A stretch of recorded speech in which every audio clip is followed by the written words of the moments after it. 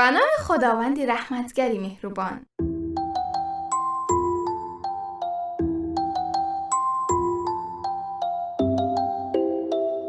سلام دوست روی اکان، نغزت، سازت، سلامتیتون خوب است؟ الحمدلله، انشالله که همیشه خوب باشد.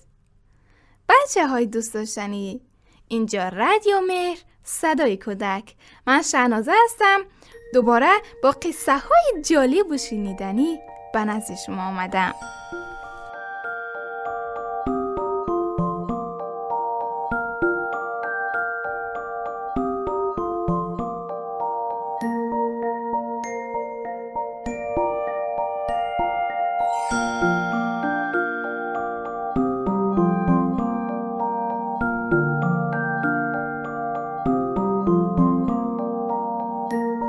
بود نبود غیر از خدای مهربان هیچ کس نبود. روزگار روباهی در جنگلی بلود زندگی میکرد. او دومی خیلی زیبایی داشت. برای همین دوستانش به او دم قشنگ میگفتند. دم قشنگ روزها در میان دشت و صحرا خرگوش و پرنده شکار میکرد و میخورد و وقتی سر میشد به جنگلی بلود برمیگشت و در خانه‌اش استراحت میکرد. یک روز دم قشنگی افسانه‌ای ما چند تا کبک خوشمزه شکار کرده بود. آنها را خورد و سر شد و خوشحال برای خودش آواز میخواند.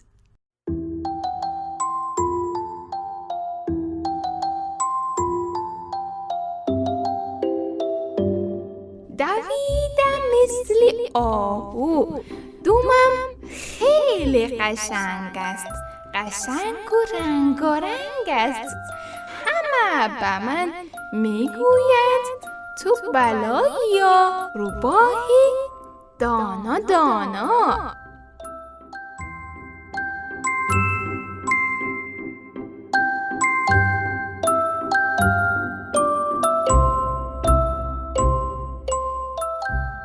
او با خودش آواز میخواند و به طرفی خانه‌اش میرفت که با یک درختی که داخل تنه‌اش سوراخ بود رسید. بوی غذا از داخل تنه درخت به مشامش رسید. هیزم شکن‌هایی که همان نزدیکی کار میکردند نهارشان را که نان و گوشت بود داخل تنه درخت گذاشته بودند. دم قشنگ که روباهی شکموی بود داخل تنه درخت رفت و هر چه غذا آنجا بود خورد تا شکمش باد کرد. وقتی خواست از تنه درخت خارج شود نتوانست، چون شکمش خیلی باد کرده بود و بزرگ شده بود.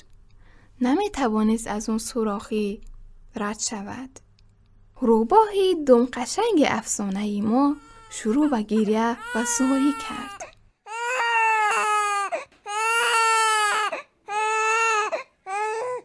صدای ناله‌هایش به دوستی زیرکش رسید.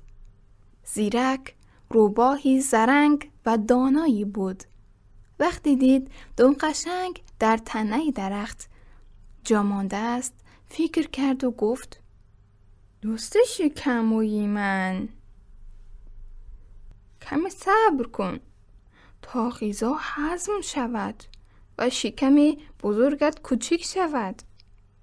آن وقت می توانی از تنه درخت بیرون بیایی. گذشت زمان بعضی از مشکلات را حل می کند. نگران نباش، فقط حوصله داشته باش. دم قشنگ به حرفای زیرک خوب گوش کرد. اون چاره دیگری نداشت. باید صبر میکرد تا غذا هضم شود و شکمش معده شده مثل اولیش شود تا بتواند بیرون بیاید. فقط دعا میکرد. دعا میکرد که هیزم شکنا به این زودی بر نگردند و او را در این وضعیت نبینند. خوشبختانه شکمش زود معده شد و توانست از تنه درخت بیرون بیاید. او وقتی از تنه درخت بیرون آمد زود از آنجا فرار کرد و به خانه‌اش رفت و خوابید. از آن روز بعد دم قشنگ قصه ما دیگر به احتیاطی نکرد و در هر سوراخی وارد نشد و دست از شکم پرستی برداشت. آخر می ترسید بازم در یک سوراخی گیر نکند و نتواند از آنجا بیرون بیاید.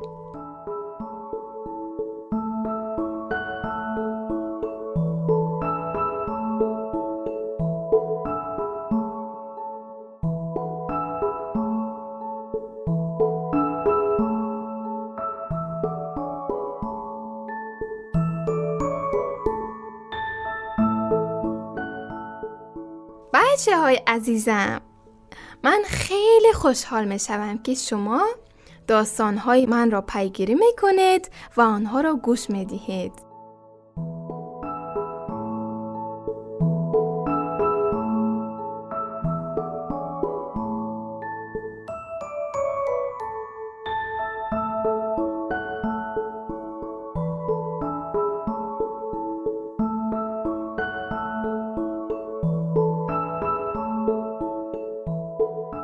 بچه‌های دوست داشتنی، با همین افسانه ما به آخر رسید. شما را به خداوند بخشنده مهربان می‌سپارم. تا افسانه و قصه دیگر، خدا یار و نگهدارتان. خدا حافظ.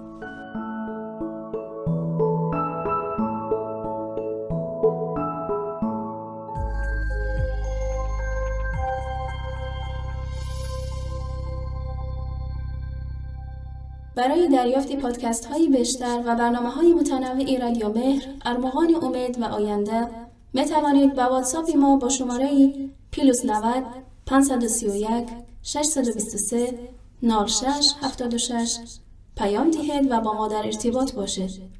اینچنین در کانال یوتیوب و فیسبوک رادیو مهر آبونه شده و ما را همراهی کنید.